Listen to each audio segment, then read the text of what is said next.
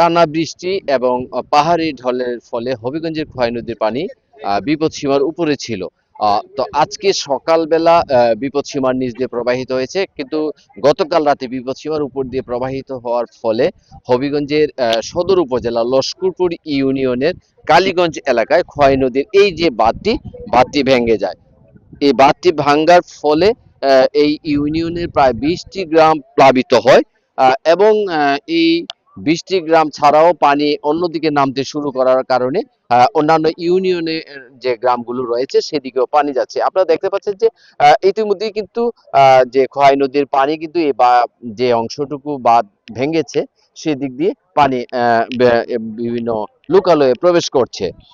এখন পর্যন্ত পানি উন্নয়ন বোর্ডের যারা কর্মকর্তা রয়েছেন তাদের সঙ্গে কথা বলেছি, তারা বলছেন যে পানি কমার পর এখানে বাঁধের সংস্কার কাজ করা হবে। এবং এখানে কিন্তু স্থানীয় যারা আছেন তারা কিন্তু বলছেন যে এই খোয়াই নদী থেকে অবৈধভাবে বালু উত্তোলন এবং মাটি কাটার ফলে বাঁধের কাছ থেকে এসব করা হয়, এর ফলে কিন্তু বাঁধগুলো খুবই ঝুঁকিপূর্ণ হয়ে পড়ে।